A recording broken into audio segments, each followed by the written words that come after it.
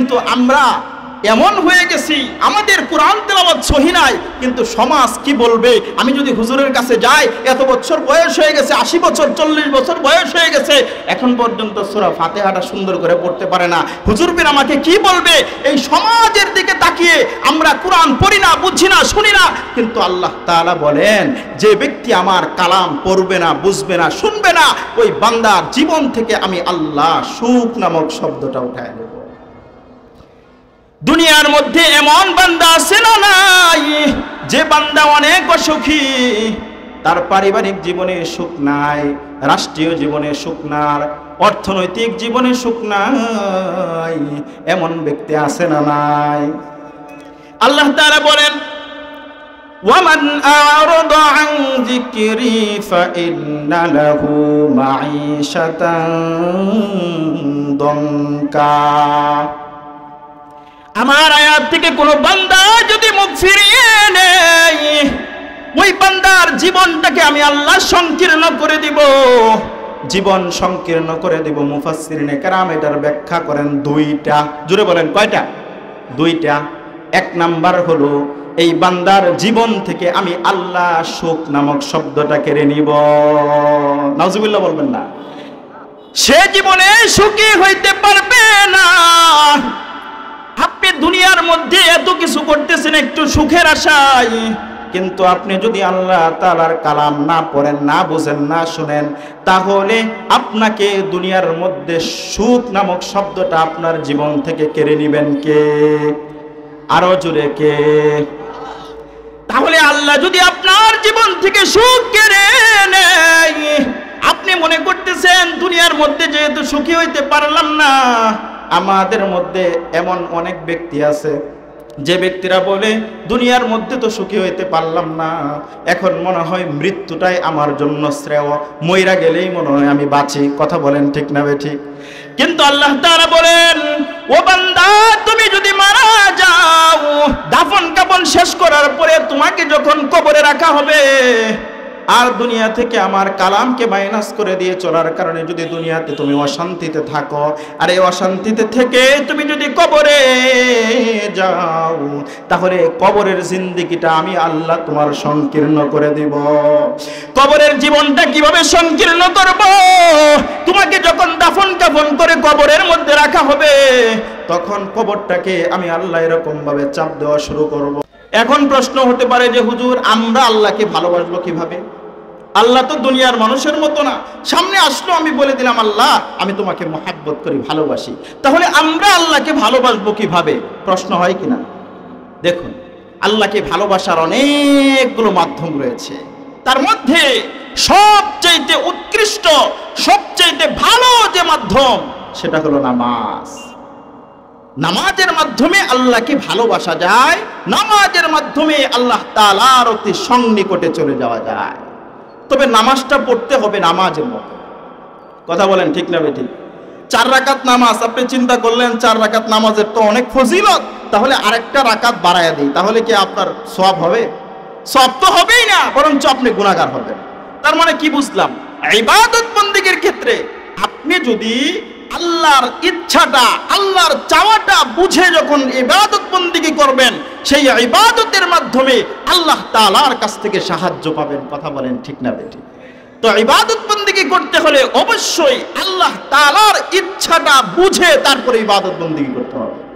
Example স্বরূপ বোঝানোর জন্য বলি, মনে করেন দূর থেকে একটা গাড়ি আসতেছে, রাস্তার ওই পাশে একজন বৃদ্ধ, সে কানে শুনে না, চোখে দেখে না, এমন একজন ব্যক্তি হাঁটি হাঁটি পা পা করে রাস্তা পার হচ্ছে। এখন আপনি আসছেন তাকবীরুল্লাহ শহীদ নামাজ পড়ার জন্য। তাকবীরুল্লাহ শহীদ নামাজ পড়া তো অনেক ফজিলত, আপনি আসছেন তাকবীরুল্লাহ শহীদ নামাজ পড়ার জন্য। ওই বৃদ্ধ, যেটা কানে শুনে না, চোখে দেখে না, এমন বৃদ্ধ সে হাঁটি হাঁটি পা পা করে যখন রাস্তার মাঝখান বরাবর আসছে, আপনি তখন রাস্তার এই পাশ থেকে দেখতেছেন দূর থেকে যে স্পিডে গাড়িটা আসতেছে, যে কোনো মুহূর্তে এই বৃদ্ধকে মেরে দিয়ে চলে যাবে। তো আপনি চিন্তা করলেন এই বৃদ্ধকে তো বাঁচানোর দরকার। তো যখনই বাঁচানোর জন্য আপনি কদম অগ্রসর করলেন, তখন এই পিছনের মসজিদের মাইক থেকে একামতের ধ্বনি আসলো। কি আসছে? একামতের ধ্বনি। তখন আপনি চিন্তা করলেন যে তাকবীরুল্লাহ সহিত নামাজ পড়ার তো অনেক ফজিলত, এই লোকটাকে বাঁচানো পড়ে যাইব, আগে তাকবীরুল্লাহ সহিত নামাজ পড়ে নি। তা আপনি পিছন দিকে ফিরে গিয়ে তাকবীরুল্লাহ সহিত নামাজ পড়ে ফেললেন। আচ্ছা বলেন তো, এই যে আপনি তাকবীরুল্লাহ সহিত নামাজ পড়লেন, এটা কি আল্লাহর ইচ্ছা অনুযায়ী আপনার ইবাদতটা হয়েছে? আপনি নামাজ পড়ছেন, নামাজ হয়ে গেছে, কিন্তু আপনার অসতর্কতার কারণে একজন মানুষের প্রাণ চলে যাওয়ার সম্ভাবনা আছে না নাই? এই ক্ষেত্রে আল্লাহর ইচ্ছাটা আপনাকে বুঝতে হবে। আল্লাহর চাওয়াটা হলো, বান্দা তুমি একটু পরেও নামাজ পড়তে পারবা, কিন্তু তোমার অসতর্কতার কারণে একজন ব্যক্তির জীবন চলে যাওয়ার সম্ভাবনা আছে, তুমি এই মুহূর্তে এই ব্যক্তিটাকে বাঁচাও। কথা বলেন ঠিক না বেঠিক? তাহলে আমরা বুঝতে পারলাম, ইবাদত বন্দেগী করে যদি আপনি আল্লাহ তাআলার কাছে সাহায্য পেতে চান, তাহলে আল্লাহর চাওয়া অনুযায়ী ইবাদত বন্দেগী করতে হবে। কথা বলেন ঠিক না বেঠিক? আল্লাহ তাআলার ইচ্ছাটা বুঝে যখন ইবাদত বন্দেগী করবেন, ওই ইবাদতের মাধ্যমে আল্লাহ তাআলার কাছে সাহায্য পাবেন। কুরআনের মধ্যে এসেছে, ইয়া আইয়ুহাল্লাযীনা আমানুস্তাঈনু বিস-সাবরি ওয়াস-সালাহ, হে ঈমানদারেরা তোমরা নামাজ এবং সবরের মাধ্যমে আল্লাহ তাআলার কাছে সাহায্য চাও। আপনি নামাজ পড়ার পরে আল্লাহ তাআলার কাছে চাইলেন, মালিক ওই ব্যক্তির মতো 7 তলা বিল্ডিং এর মালিক বানিয়ে দাও। ও আল্লাহ ওই বান্দার মতো 2 লক্ষ টাকার মালিক বানিয়ে দাও। নামাজ পড়ে আল্লাহ তাআলার কাছে চাইলেন, চাওয়ার পরে যখন পান নাই, সাথে সাথে আপনি নামাজটা ছেড়ে দিয়েছেন। আপনি জানেন, ইন্নাস সালাতা তানহা আনিল ফাহশাই ওয়াল মুনকার, নামাজ সমস্ত অশ্লীল কাজ থেকে মানুষকে বিরত রাখে। আপনি চিন্তা করলেন, এই নামাজ তো আমাকে অশ্লীল কাজ থেকে বিরত রাখছে না, এই নামাজ তো আমার ঘরের অভাব অনটন দূর করছে না। আপনি এই চিন্তা করে আপনি নামাজ থেকে সরে গেলেন। আল্লাহর কাছে চাওয়ার পরে যখন আপনি পান নাই, সঙ্গে সঙ্গে নামাজ থেকে বিরত থেকে গেলেন। ও আল্লাহর বান্দা, তোমাদেরকে আমি একটা প্রশ্ন করি, আমাদের জন্য আমাদের লাইফে কোন জিনিসটা ভালো আল্লাহর চাইতে অধিক কেউ জানে না। বান্দা যখন আল্লাহ তাআলার কাছে 2 লক্ষ টাকা আবদার করছে, আচ্ছা বলেন তো, আল্লাহ তাআলা আপনি আমাকে 2 লক্ষ টাকা দিতে পারবেন না? পারবেন? তাহলে কেন দেন না? এই জায়গায় বুঝতে হবে, আপনি আমার জন্য এই জিনিসটা মুনাসিব না। আল্লাহ তাআলা জানেন, টাকার মোহে পড়ে বান্দা আল্লাহকে ভুলে যায়। আল্লাহ আপনি আমাকে মোহাব্বত করেন, ভালোবাসেন, এই জন্যই দুনিয়ার মধ্যে তো দিলেই শেষ হয়ে যাবে, বা তো টাকার মোহে পড়ে বান্দা আল্লাহকে ভুলে যায়। আপনি টাকা পেয়ে আল্লাহকে ভুলে যাইতে পারেন, এই জন্য আল্লাহ আপনি আমার জন্য ভালো বুঝছেন, এই জন্য দুনিয়াতে আল্লাহ আপনি আমাকে দিবেন না। যখন কিয়ামতের ময়দানে আপনার নেকি প্রয়োজন পড়বে, একটা নেকির কারণে দৌড়ে যাবেন বাবার কাছে, গিয়ে বলবেন, বাবা দুনিয়ার মধ্যে তুমি আমাকে সবচাইতে বেশি ভালোবাসতে বাবা। বাবা নামক বটগাছের ছায়া তাদের জীবিত আছে, থাকতে কদর করো, হারিয়ে গেলে খুঁজেও পাইবা না। ঠিক না বেঠে? এই জন্য দৌড়ে যাবেন বাবার কাছে, গিয়ে বলবেন, বাবা দুনিয়ার মধ্যে সবচাইতে বেশি নিঃস্বার্থভাবে ভালোবাসতে তুমি বাবা। ক্ষেত কামারে যখন কাজ করতে আমি তোমার সন্তান, ওই ক্ষেতের মধ্যে গিয়ে বলতাম, বাবা তোমার কাজের মধ্যে একটু সহযোগিতা করি। বাবা বলতো, ওহে সন্তান তোকে লেখাপড়া করার জন্য দিয়েছি, ওই কাজটা সুন্দর করে কর, এটা আমি সামলাইতেছি। যখন ছোট সময় তোমার বাবা জীবিত আছে, বটগাছের ছায়া স্বরূপ তোমাকে ছায়া দিচ্ছে, সূর্যের আলো তখন কিন্তু তোমার বাবার মাথার উপরে লাগতেছে, কিন্তু ওই স্থান থেকে তোমার বাবা যদি বিদায় নিয়ে চলে যায়, তাহলে সূর্যের তাপ কিন্তু সরাসরি তোমার মাথায় লাগবে। এই জন্য বাবা থাকতে কদর করো, হারিয়ে গেলে খুঁজেও পাবা না। ওই সময় বাবার কাছে গিয়ে বলবে, বাবা একটা মাত্র নেকি লাগে, তোমার আমলনামা থেকে একটা নেকি দাও, এটা নিয়ে আমি জান্নাতে চলে যাব। বাবা বলবে, দুনিয়ার মধ্যে আমার কোনো ছেলে সন্তান ছিল না। দৌড়ে যাবেন মার কাছে, গিয়ে বলবেন, মা একটা মাত্র নেকি লাগে, তোমার আমলনামা থেকে একটা নেকি দাও, ওইটা নিয়ে আমি জান্নাতে চলে যাব। মা বলবে দুনিয়ার মধ্যে আমি কোনো ছেলে সন্তান প্রসব করি নাই, পরিচিত দূরের কথা। ওই মুহূর্তে কঠিন মুসিবতের সময় আপনার মা আপনাকে ভুলে যাবে। ওই সময় কাঙ্গালের বেশে আপনি আল্লাহ তাআলার কাছে যাইবেন। আল্লাহ তাআলা বলবে, বান্দা দুনিয়ার মধ্যে তুমি আমার কাছে অনেক কিছু চাইছো, আল্লাহ তুমি এটা দাও ওটা দাও, আমি যেটা ভালো মনে করেছি তোমার জন্য সেই জিনিসটা আমি নির্ধারণ করেছি। আর যে জিনিসটা আমি আল্লাহ ভালো মনে করি নাই দুনিয়াতে দিলে পরেই তো শেষ হয়ে যাবে। আমি যেটা ভালো মনে করি নাই দুনিয়াতে দেই নাই। আজকে কঠিন মুসিবতের সময় দুনিয়ার না পাওয়া জিনিসগুলো আজকে তোমার হাতে দিয়ে জান্নাতে যাবার সুবর্ণ সুযোগ করে দিলাম। সুবহানাল্লাহ। তাহলে দুনিয়াতে চাওয়ার পরে যদি না পাই তাহলে কি পেরেশানি হয়ে যাব? পেরেশানি হব না। আমরা কি করি জানেন? দুনিয়ার মধ্যে চলার ক্ষেত্রে আমরা সবসময় উঁচু ব্যক্তির দিকে তাকাই, ওই ব্যক্তির মতো হতে হবে, ওই ব্যক্তির মতো বড়লোক হতে হবে। এই জন্য আমাদের এই চাওয়া পাওয়া একমাত্র কবরের মাটি পূর্ণ করতে পারে। কথা বলেন ঠিক না ঠিক? কিন্তু আমাদের যখন নিচু শ্রেণীর ব্যক্তির যদি দেখে যদি আমরা তাকাইতাম, ওই যে ভাই, এই ভাইটা আল্লাহ তাআলা এই ভাইটার চাইতে আমাকে ভালো রাখছে, অর্থাৎ সর্ব অবস্থায় চলার ক্ষেত্রে নিচু ব্যক্তির দিকে যদি আপনি তাকান তখন আপনি কষ্ট ভুলে যাবেন। নিচু শ্রেণীর ব্যক্তির দিকে তাকাবেন, ওই বান্দার চাইতে তো আল্লাহ তাআলা আমাকে ভালো রাখছে, এটা ভেবে আপনি তখন বলবেন আলহামদুলিল্লাহ। বান্দা যখন এটা বলবে তখন আল্লাহ পাক রব্বুল আলামিন এই বান্দার প্রতি খুশি হয়ে যাবে। কারণ আপনি আমার জন্য কোন জিনিসটা মুনাসিব, দুনিয়ার মধ্যে কোন জিনিসটা ভালো আল্লাহর চাইতে অধিক কেউ জানে। তাহলে নির্ধারণ কে করবে? আজকের পর থেকে দেখেন, আমি আলোচনা করার পরে সবক কি এটা কিন্তু আপনাদের বুঝতে হবে। এখানে আমি চিল্লাইলাম, আধা ঘন্টা 2 ঘন্টা চিল্লায় গেলাম, কিন্তু মূল যে মুখ্য বিষয় আমি কি বুঝাইতে চাইলাম এটা আপনি বুঝলেন না। তাহলে কি আমার এই বলা সার্থক হলো বলেন? তাহলে আজকের পর থেকে আমরা যে অবস্থাতেই থাকি না কেন, যে অবস্থায় থাকি, আমরা সব সময় বলবো আলহামদুলিল্লাহ। কারা কারা পারবেন হাত তুলে আল্লাহকে দেখায় দেন। আল্লাহ তাআলা আমার ভাইদেরকে কবুল করুন। আসেন, এখন বিষয় হলো সাহাবায়ে কেরামের ঘরে চাউল নাই, ডাউল নাই, পেরেশানি হয় নাই, তারা দৌড়ে গেছে 2 রাকাত নামাজ তাদের ঘরের অভাব অনটন দূর কইরা দিছে। আপনি আমিও তো নামাজ পড়ি, নামাজ পড়ার পরে আপনি আমার ঘরের অভাব অনটন দূর হয় না, পেরেশানি হয়ে যায়। আমিও তো নামাজ পড়তেছি, কিন্তু আল্লাহ তাআলা বলেন ইয়া আইয়ুহাল্লাযীনা আমানুস্তাঈনু বিস-সাবরি ওয়াস-সালাহ। হে ঈমানদাররা, নামাজ এবং সবরের মাধ্যমে আল্লাহ তাআলার কাছে সাহায্য চাও। আপনি নামাজ পড়ছেন, পাশাপাশি কিন্তু ধৈর্য ধরতে হবে। কথা বলেন ঠিক না বেঠিক? ইন্নাল্লাহা মা'আস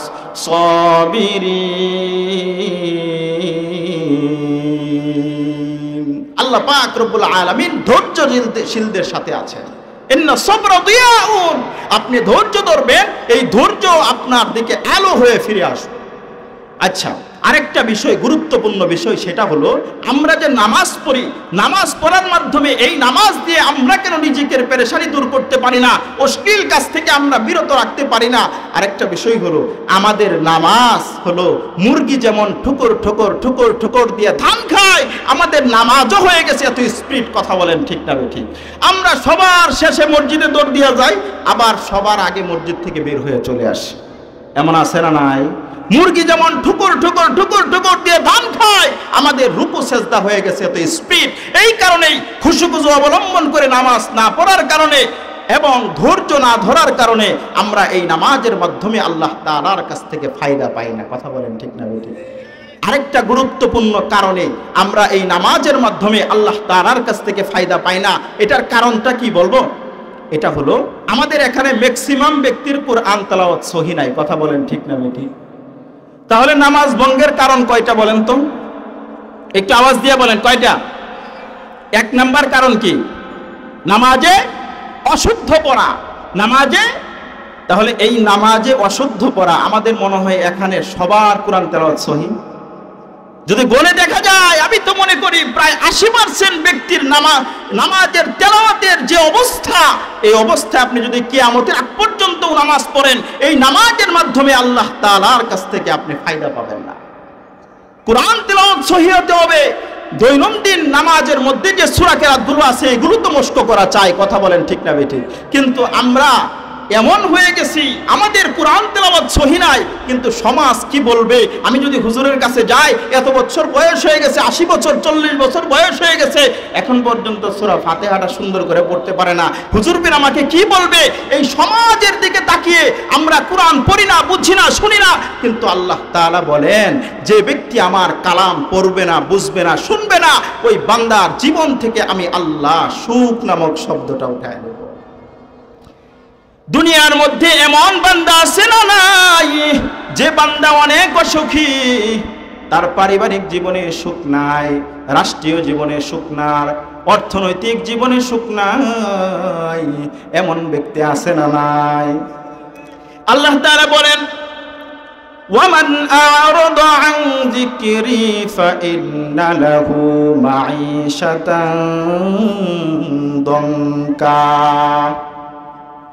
আমার আয়াত থেকে কোনো বান্দা যদি মুখ ফিরিয়ে নেয়, ওই বান্দার জীবনটাকে আমি আল্লাহ সংকীর্ণ করে দিব, জীবন সংকীর্ণ করে দিব। মুফাসসিরিনে কেরাম এটার ব্যাখ্যা করেন দুইটা। জোরে বলেন কয়টা? দুইটা।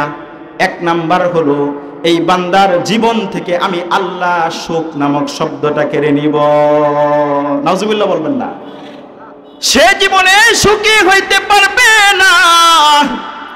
আপনি দুনিয়ার মধ্যে এত কিছু করতেছেন একটু সুখের আশায়, কিন্তু আপনি যদি আল্লাহ তাআলার কালাম না পড়েন, না বুঝেন, না শুনেন, তাহলে আপনাকে দুনিয়ার মধ্যে সুখ নামক শব্দটা আপনার জীবন থেকে কেড়ে নেবেন কে? আরো জোরে কে? তাহলে আল্লাহ যদি আপনার জীবন থেকে সুখ কেড়ে নেয়, আপনি মনে করতেছেন দুনিয়ার মধ্যে যেহেতু সুখী হইতে পারলাম না। আমাদের মধ্যে এমন অনেক ব্যক্তি আছে, যে ব্যক্তিরা বলে দুনিয়ার মধ্যে তো সুখী হইতে পারলাম না, এখন মনে হয় মৃত্যুটাই আমার জন্য শ্রেয়, মইরা গেলেই মনে হয় আমি বাঁচি। কথা বলেন ঠিক না বেঠিক? কিন্তু আল্লাহ তাআলা বলেন, ও বান্দা, তুমি যদি মারা যাও, দাফন কাফন শেষ করার পরে তোমাকে যখন কবরে রাখা হবে, আর দুনিয়া থেকে আমার কালামকে মাইনাস করে দিয়ে চলার কারণে যদি দুনিয়াতে তুমি অশান্তিতে থাকো, আর এই অশান্তিতে থেকে তুমি যদি কবরে যাও, তাহলে কবরের জিন্দেগিটা আমি আল্লাহ তোমার সংকীর্ণ করে দিব। কবরের জীবনটা কিভাবে সংকীর্ণ করব? তোমাকে যখন দাফন কাফন করে কবরের মধ্যে রাখা হবে, তখন কবরটাকে আমি আল্লাহ এরকম ভাবে চাপ দেওয়া শুরু করব। কবর যখন তোমাকে আজ চাপ দিবে, এক পর্যায়ে যখন কাছাকাছি এসে একটা চাপ দিবে, বাম পাজরের হাড়টা তোমার ডান পাজর দিয়ে ঢুকে যাবে। ও বান্দা, দুনিয়ার মধ্যে কালামকে তোমার ব্যক্তিগত জীবন থেকে, রাষ্ট্রীয় জীবন থেকে, অর্থনৈতিক জীবন থেকে তুমি যদি মাইনাস করে দাও, তাহলে আল্লাহ তাআলা বলেন, তুমি মারা যাওয়ার পরে কবরটাকে আমি আল্লাহ সংকীর্ণ করে দিব। দুই পাশের মাটি তোমাকে এমন ভাবে চাপ দিবে, বাম পাজরের হাড়টা ডান পাজর দিয়ে ঢুকে যাবে। শুধু তাই নয়, এই কবর থেকে যখন তোমাকে হাসরের ময়দানে উঠানো হবে,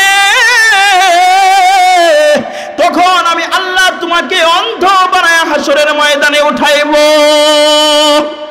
وَنَحْشُرُهُ يَوْمَ الْقِيَامَةِ أَعْمَى। কাল কিয়ামতের ময়দানে তোমাকে অন্ধ বানায় উঠানো হবে। তো আপনি চিন্তা করেন, কিয়ামতের ময়দানে আপনাকে যখন অন্ধ বানায় উঠাইবে, আপনি তখন আল্লাহকে কি প্রশ্ন করবেন? এর নিচের আয়াতে আল্লাহ তাআলা বলে দিতেছেন, ক্বালা রব্বি লিমা হাশারতানি আ'মা ওয়া ক্বাদ কুনতু বাসীরা। হে আমার প্রতিপালক, আপনি অন্ধ বানায় কেন হাসরের ময়দানে উঠাইলেন? আমি তো অন্ধ ছিলাম না, আপনি অন্ধ বানায় কেন হাসরের ময়দানে উঠাইলেন? ওয়াকাদ কুনতু বাসীরা, আমি তো পাঠান বংশের লোক ছিলাম, দুনিয়ার মধ্যে একটা চশমাও ব্যবহার করার প্রয়োজন পড়ে নাই, আজকে অন্ধ বানায়া কেন হাসরের ময়দানে উঠাইলেন? আল্লাহ তাআলা ওই সময় ওই বান্দাকে কি উত্তর দিবেন সেটাও নিচের আয়াতে বলে দিতেছেন। নিচের আয়াতে আল্লাহ তাআলা বলতেছেন, ক্বালা কাযালিকা আতাতকা আয়াতুনা ফানাসিতাহা ওয়া কাযালিকাল ইয়াউমা তুনসা। আল্লাহ তাআলা তখন বলবেন, বান্দা দুনিয়ার মধ্যে তোমার বুক সেলফের মধ্যে সব কিতাবাদি ছিল, দুনিয়ার ব্যস্ততা তোমাকে এমন ভাবে গ্রাস করেছে, দুনিয়ার মধ্যে তুমি বাংলা পড়েছ, ইংরেজি পড়েছ, সব কিছু পড়েছ, আমি মাওলার কালামটাও তোমার বুক সেলফের মধ্যে ছিল, আমি মাওলার কালামটা পড়ার সৌভাগ্য তোমার হয় নাই, আমি মাওলার কালামটা পড়ো নাই, বুঝো নাই, শোনো নাই।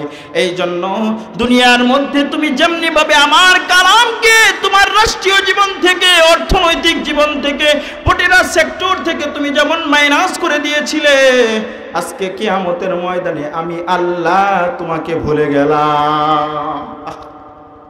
তাহলে ভাই কালাম পড়ার দরকার আছে না নাই? কাল কিয়ামতের ময়দানে আল্লাহর দয়া ছাড়া আমরা জান্নাতে যাইতে পারবো না। ওই সময় যদি আল্লাহ তাআলা আমাদেরকে ভুলে যান তাহলে কি বাঁচার উপায় আছে ভাই? তাহলে কালাম পড়ার দরকার আছে না নাই? এখন অনেকেই চিন্তা করতেছেন যে কালাম তো পড়ি নাই, আপনার এই 3 শাস্তির কথা শুই না তো আমার এখন পড়তে ইচ্ছা করতেছে। তাহলে আপনি যান আপনার মসজিদের ইমাম সাহেবকে বলবেন, ইমাম সাহেব হুজুর আমি ফজরের নামাজ আপনার পিছনে পড়ব, পড়ার পরে 10 মিনিট আমার দৈনন্দিন যে সূরাগুলো নামাজের জন্য লাগে এই সূরাগুলো আমি মস্ক করব। তাহলে আপনাদের মসজিদের ইমাম সাহেব মনে আপনাদেরকে দৌড়ানি দিবে, বরঞ্চ বলবে যে উত্তম একটা সিদ্ধান্ত নিয়েছো, এমন সিদ্ধান্ত অবশ্যই গৌরবময় সিদ্ধান্ত, এই সিদ্ধান্ত তোমার দুনিয়াও সুন্দর করে দিবে, আখিরাতও সুন্দর করে দিবে। কথা বলেন ঠিক না বেঠিক? তাহলে এমন সিদ্ধান্ত নেওয়ার দরকার আছে না নাই? এখন নিজে যেহেতু কোরআন পড়ি নাই, আমাদের বাচ্চাদেরকে কোরআন শরীফ শিখাবো, এটাও আমাদের অন্তরের মধ্যে আসে না। আমরা কি করি? দুনিয়া শিক্ষা দেই। কি শিক্ষা দেই? দুনিয়া শিক্ষা দেই। অথচ দুনিয়ায় যদি শুধু শিক্ষা দেন, একজন সন্তানকে আপনি দুনিয়ার মধ্যে অনেক কিছু বানান, জজ বানান, ব্যারিস্টার বানান, সমস্যা নাই, কিন্তু প্রাথমিক শিক্ষাটা অবশ্যই কোরআন হাদিস ভিত্তিক শিক্ষা দিতে হবে। কথা বলেন ঠিক না বেঠিক? সকালবেলা পান্তা ভাত, কাঁচামরিচ এবং পেঁয়াজ দিয়ে যদি আপনি খান, মাঝখানে যাই খান না কেন, বিকালবেলা সকালবেলার পান্তা ভাতের যে কাঁচামরিচ এবং পেঁয়াজ দিয়ে খাইছেন ওটা ঢেকুরি আসবে। ঠিক তেমনি ভাবে আপনার ছেলেকে প্রাথমিক শিক্ষা যদি কোরআন হাদিস ভিত্তিক শিক্ষা দেন, এই ছেলেকে মাঝখানে আপনি যাই পড়ান না কেন, সে পরবর্তীতে গিয়ে এই ছেলের মাধ্যমে আপনাকে কখনো কষ্ট পেতে হবে না। কথা বলেন ঠিক ঠিক? আমাদের কওমি মাদ্রাসায় যদি আপনি যান, ছেলেদেরকে যদি জিজ্ঞাসা করেন কি ব্যাপার, কওমি মাদ্রাসায় পড়ালেখা করে তোমার উদ্দেশ্যটা কি, তো কওমি মাদ্রাসার সন্তান কি বলবে জানেন? এডুকেশন ইজ দ্য বিগ বোন অফ নেশন। শিক্ষা এই জাতির মেরুদণ্ড। অন্তত পক্ষে আমি এই কথাটির সাথে একমত পোষণ করতে পারছি না যে শিক্ষা একজন ছাত্রকে শিশুকাল থেকে ক্ষুধা, ভীরুতা, সততা, সমাজসেবা, অপরের উপকার করতে শিক্ষা দেয়, সে শিক্ষাই হতে পারে এই জাতির মেরুদণ্ড। কথা বলেন ঠিক না বেঠিক? তবে যে শিক্ষা একজন ছাত্রকে শিশুকাল থেকে সন্ত্রাস, ভাঙচুর, রাহাজারি করতে শিক্ষা দেয়, সে শিক্ষা কখনো জাতির মেরুদণ্ড হতে পারে না। আমার কওমি মাদ্রাসার সন্তানরা বলবে আমি কওমি মাদ্রাসায় পড়ালেখা করতেছি আমার জাতির মেরুদণ্ডকে শক্তিশালী করার জন্য। কথা বলেন ঠিক না? তা আমাদের সন্তানদেরকে কোরআন পড়ানোর দরকার আছে না নাই? কোরআন পড়ানোর যদি দরকার থাকে, শুরুতে যে কাজটা করতে হবে খুব গুরুত্বপূর্ণ বিষয় আপনারা মনে রাখবেন, আপনার সন্তানকে ছোট থেকেই ভালো মেসেজ দিয়ে গঠন করতে হবে। ছোট থেকেই যদি আপনার সন্তানকে ভালো মানুষ না করেন, হঠাৎ করে কিন্তু আপনার সন্তান ভালো হয়ে যাবে না। ছোট থেকেই তার অভ্যাসটা একটু চেঞ্জ করতে হবে। কথা বলেন ঠিক না বেঠিক? মনে করেন রাত্র বাজে 12টা, আপনার ছোট সন্তান আবদার করলো বাবা আমাকে একটা চিপস খাওয়াও। কি খাওয়াও? আপনি কি করলেন? রাত্রেবেলা আরামের ঘুমটা হারাম করে, ঠান্ডার সময় আরামের ঘুম হারাম করে আপনি গেছেন দোকানদাররে খোঁজার জন্য। তখন তো দোকান বন্ধ করে দিছে। ওই দোকানদাররে ওই ভোর ঘুম, ওই ঘুম থেকে উঠে নিয়ে নিয়ে এসে শাটার খুলে আপনি তখন চিপস এনে আপনার সন্তানকে হাত করাইলেন। তাহলে এই যে কাজটা করলেন, আপনার সন্তানের ভিতরে একটা কথা আসবে, একটা সুন্দর গঠন আসবে, সেটা হলো যে আমার বাবার কাছে যদি চাই সাথে সাথে তো আমার বাবা দিয়ে দেয়। এই সন্তান বড় হইলে আপনার যখন ল্যাপটপ দাবি করবে, সাথে সাথে যখন এই সন্তানকে ল্যাপটপ না দিবেন, এই সন্তানে আপনার বাড়িঘর দর বাড়িয়া ভাঙা লাগবে। কথা বলেন ঠিক না বেটা? কিন্তু এখানে একটা সুন্দর শিক্ষা দিতে পারেন। শিক্ষাটা কি জানেন? মনে করেন সে কান্নাকাটি করতেছে যে চিপস খাবে রাত্রে 12টা বাজে, তো আপনি সন্তানকে একটা ধমক দিলেন যে ঘুমায় এখন, এটা বলে আপনি ধমক দিয়ে সন্তানকে ঘুম পাড়াইয়া দিলেন। এরপরের দিন সকালবেলা আপনি আস্তে ধীরে দোকান থেকে গিয়ে একটা চিপস এনে দিলেন যে এই জন্য চিপস। তখন এই সন্তানের ভিতরে একটা অভ্যাসে পরিণত হবে, আমার বাবার কাছে চাইলে দেয়, তবে একটু লেট করে দেয়। তখন বড় হইলে আপনার কাছে যখন এই সন্তানের চাহিদা বেড়ে যাবে, তখন যখন ল্যাপটপ দাবি করবে, তখন সাথে সাথে না দিলে এই সন্তানের মাধ্যমে আপনাকে পেরেশানিতে পড়তে হবে না। কথা বলেন ঠিক না বেটি? এই জন্য সন্তান মানুষ করার ক্ষেত্রে সবচেয়ে গুরুত্বপূর্ণ আরেকটা বিষয় হলো মোবাইল থেকে দূরে রাখতে হবে। কথা বলেন ঠিক না বেটি? এই মোবাইলের মাধ্যমে ময়মনসিংহের ছেলে বরিশালের মেয়ের সাথে পীড়িত করে না। যুবক ভাইয়েরা তো বুঝবে, আমরা যারা আগেলা দিনের পিতামাতা আছি, আমরা কিন্তু এই বিষয়গুলো তেমন বুঝি না। আপনার সন্তান যখন ঘুমাইতে যাইতেছে তখন মোবাইলটা নিয়ে যাওয়ার পরে সে চিন্তা করতেছে রাত্র বেশি জায়গা তো ঠিক না, সে পড়ালেখা করছে, তো সে 10 মিনিটের জন্য ফেসবুক টিপবে। তো ফেসবুক টিপতেছে হঠাৎ করে এই 10 মিনিট এমনও যুবক আছে ফজরের আজান দেওয়ার পরে, তারপরে কোনো নামাজ নাই, কিচ্ছু নাই, তারপরে ঘুমায় 10টা পর্যন্ত পরের দিন সকাল। এমন আছে না নাই? যুবক ভাইয়েরা, মিথ্যা কথা বলতেছি? তাহলে মোবাইল থেকে আপনার সন্তানকে সতর্ক করার দরকার আছে না নাই? हेलो हेलो मोबाइल फोनटा किना दिलो बाबा माई সেই মোবাইলে ডাক শুনিয়া কলেজ রাইখা পার্কে যায়। हेलो हेलो मोबाइल फोनटा किना दिलो बाबा माई সেই মোবাইলে ডাক শুনিয়া কলেজ রাইখা পার্কে যায়। পিতামাতা জানে না তার সন্তান কোথায় কি করছে, কিছু একটা ঘটলে পরে কান্দে মোর কপাল পুড়ছে। এখন কেন, আগে ভাগে চিন্তা করতে হবে আপনার সন্তানকে কিভাবে গঠন করলে সে বড় হয়ে ভালো মানুষের মতো মানুষ হবে, এটা আগে ভাগে চিন্তা করতে হবে। কথা বলেন ঠিক না বেঠিক? আধুনিক জামানায় এলো কম্পিউটার ও ইন্টারনেট, হাতের মুঠোয় পাইলো তারা পৃথিবীর যত নেকেট। আশা ছিল সন্তান হবে সবার মধ্যে সেরা, পরে দেখে নেশা করে হয়ে গেছে ঘর ছাড়া। এমন আছে না নাই? এই জন্য সন্তান মানুষ করার ক্ষেত্রে অবশ্যই সতর্কতা অবলম্বন করতে হবে। আপনার সন্তান কোন রাস্তায় যাচ্ছে, কিভাবে চলতেছে, এগুলো পিতা হিসাবে আপনি যদি সুন্দরভাবে দেখভাল না করেন, এই কারণে যদি দুনিয়ার মধ্যে আপনার সন্তান নষ্ট হয়, তাহলে কাল কিয়ামতের ময়দানে আপনাকে বলবে যে আল্লাহ, এই যে বাবার কারণে আমরা দুনিয়াতে নষ্ট হয়েছি, এই বাবার কারণে আজকে আমরা জাহান্নামী, এই বাবাকে আপনাদের আমাদের সামনে শুইয়ে দাও, এই বাবার সিনার উপরে পাড়া দিয়ে আমরা জাহান্নামে যাব। এই জন্য কি কঠিন কথা, তখন বাবা মার সিনার উপরে পাড়া দিয়ে তারপরে সন্তান জাহান্নামে যাবে। এই জন্য খুব সতর্কতা অবলম্বন করতে হবে। কথা বলেন ঠিক না বেঠিক? মোবাইলের বিষয়ে খুব কঠিন হতে হবে। আগেকার মা বোনেরা এখন বলে মোবাইলের মধ্যে যদি সন্তানদেরকে কার্টুন না দেখায় তাইলে বলে ভাত খায় না। এমন আছে না নাই? আমারে ওই দিন বলতেছে, আমি বললাম যে ছোটবেলা থেকে মোবাইলের নেশা করতেছেন সন্তানকে, তখন ওই মা বলতেছে এখন মোবাইল টোবাইল না দিলে সন্তান ভাত খায় না। আগেকার মা বোনেরা যারা ছিল তখন যে সময় মোবাইল ছিল না, টাচ মোবাইল ছিল না, তখন কি তাদের সন্তান না খায় মারা গেছিল? বলেন। এই জন্য আমাদের অভ্যাস, আমরা এই সন্তানের অভ্যাস এইভাবে পরিণত করেছি। আমরা যদি সতর্ক হয়ে যাই, মোবাইলের বিষয়ে সচ্চার হয়ে যায়, তাহলে এই সন্তান কখনো নষ্ট হবে না। কথা বলেন ঠিক না বেঠিক? হাই রে হাই ভাই রে ভাই কে কোলে যুগ এসেছে, স্বামী সন্তান পর করে ফোন আপন করেছে। হাই রে হাই ভাই রে ভাই কে কোলে যুগ এসেছে, আজকে মিসকল কালকে ডাইরেক্ট পরশুতে পরিচয়, চতুর্থ দিন আফা বলে খাড়া হয় দরজায়। স্বামী জিজ্ঞেস করলে বলে আত্মীয় এসেছে, হাইরে হাই ভাইরে ভাইকে কোলে যোগ এসেছে। স্বামী সন্তান পর করে ফোন আপন করেছে, হাইরে হাই ভাইরে ভাইকে কোলে যোগ এসেছে। 24 ঘন্টা নাই রে বিশ্রাম ফোন বুকের ভিতরে, উদাস উদাস মন তাহারি সংসার করে না রে। কর্মেতে পাঠাইয়া স্বামী ঘুরে বন্ধুর পিছে, হাইরে হাই ভাইরে ভাইকে কোলে যোগ এসেছে। কথা বলেন ঠিক না বেঠিক? ঠিক মতো আহার জুটে না, দামি ফোন তার হাতে, নগ্ন সিনেমা আর কত কি দেখে আরামে ঘুমায় রাতে। ঠিক মতো আহার জুটে না, দামি ফোন তার হাতে, নগ্ন সিনেমা নেকেট দেখে আরামে ঘুমায় রাতে। বয়স থাকতে হয় রে বুড়ো বলবো রে কার কাছে, এমন আছে না নাই? অল্প বয়সের যুবক, তাকে দেখলে মনে হয় বুড়ার মতো লাগে। বয়স অল্প কিন্তু তার চুলদারি পাইকা যায়।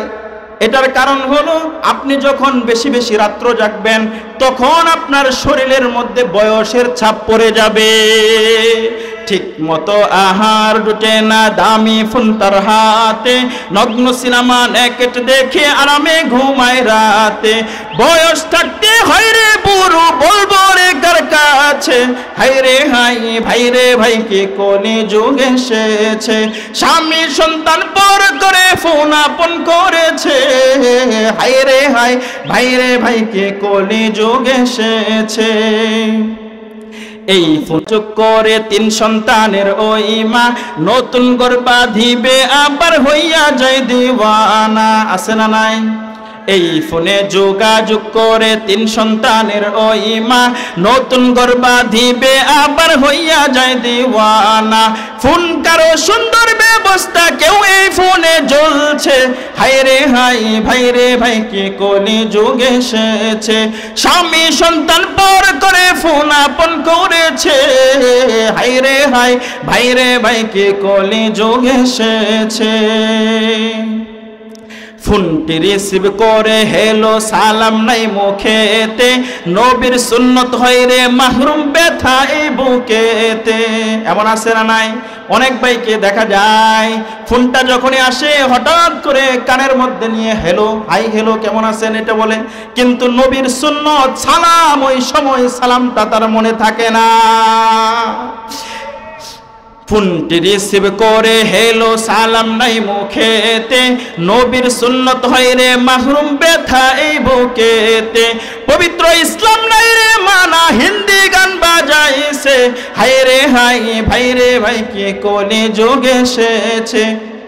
স্বামী সন্তান পর করে ফোন আপন করেছে, হাইরে হাই ভাইরে ভাইকে কোলে যোগ এসেছে।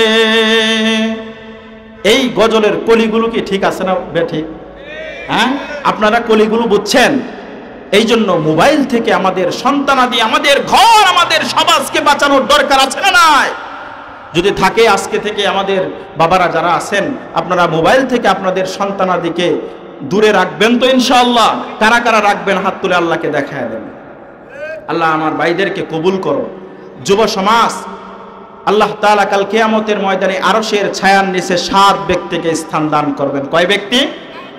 তার মধ্যে দ্বিতীয় নম্বর হলো ওয়াশাবুন নাশাআ ফি ইবাদাতিল্লাহি তাআলা। ওই যুবক, যে যুবক যৌবন বয়সে তার বয়সটাকে ইবাদত বন্দেগীতে কাটায়। কথা বলো ঠিক না বেঠিক? তাহলে যৌবন বয়সটা অনেক বেরেঙ্কিলির বয়স। এই বয়সে শয়তানে সবচাইতে বেশি ধোঁকা দেয়। এই বয়সে ইবাদত বন্দেগী করতে মন চাই না। কোনো যুবক যদি নিজেকে এই বয়সটা কন্ট্রোল করে এই যুবক বেশি বেশি আল্লাহর ইবাদতে মগ্ন থাকে, তাহলে এর পুরস্কার হলো কাল কিয়ামতের ময়দানে যখন সূর্য আধা দুপুরে চলে আসবে, ওই কঠিন মুহূর্তে আল্লাহর ছায়া ছাড়া কোনো ছায়া থাকবে না। ওই দ্বিতীয় নাম্বার শ্রেণীর যুবকদেরকে আল্লাহ পাক রব্বুল আলামিন ওই আরশের ছায়ার নিচে স্থান দান করবেন।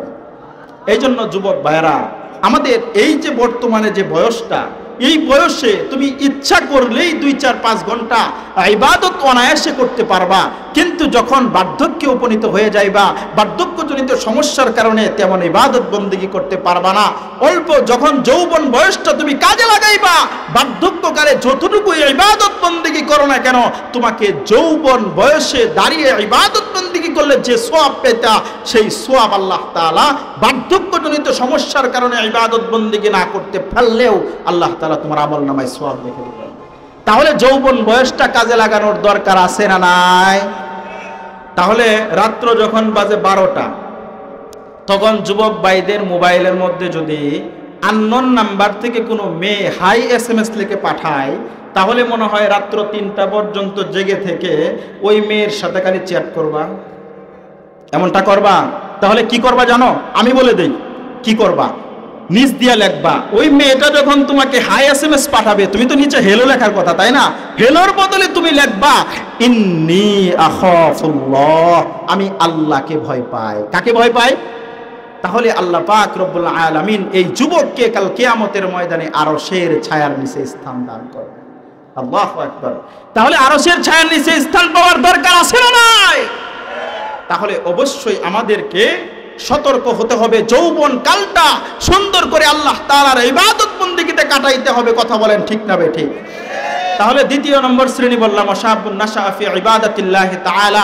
3 নম্বর হলো অরজুলুন কলবুহু মুআল্লাকুন ফিল মাসাজিদ, ওই যুবক, ওই ব্যক্তি যে ব্যক্তির অন্তরটা মসজিদের সাথে লটকে থাকে। কার সাথে? মসজিদের সাথে লটকে থাকে। এক ওয়াক্ত নামাজ পড়ার পরে যখন বের হয়ে যাও, দ্বিতীয় ওয়াক্ত নামাজের জন্য মনটা ছটফট করে, আবার কখন আজান দিবে, ওই আজান শোনার পরে আমি আবার মসজিদে গিয়ে নামাজ পড়ব, এই যে মন বেচৈন অবস্থায় থাকবে। এই অবস্থায় যদি তোমার মন থাকে, তুমি যখন কাজ করার জন্য যাও, যখন কুদালটা পিছন দিকে উঠেন, এইভাবে যখন মাটি কাটার জন্য কুদালটা এইভাবেই তো আনবা, কিন্তু পিছনে যখন নিছো, হঠাৎ করে মাইক থেকে আজানের ধ্বনি শুনছ, পিছন দিকে কুদালটা ফেলে তুমি মসজিদে চলে এসেছ। কেমন যেন মসজিদের সাথে তোমার অন্তরটা লটকে আছে। এমন পরিস্থিতি যদি তোমার হয়ে যায়, তাহলে আল্লাহ তাআলা এই বান্দাকে কাল কিয়ামতের ময়দানে আরশের ছায়ার নিচে স্থান দিয়ে দিবেন। সুবহানাল্লাহ বলবা না? তাহলে কয় নাম্বার বললাম? 3 নাম্বার। 4 নাম্বার, ওয়ারজুলুন দাআতহু ইমরাআতুন যাতু মানসাবিন ওয়া জামালিন ফাকালা ইন্নী আখাফুল্লাহ।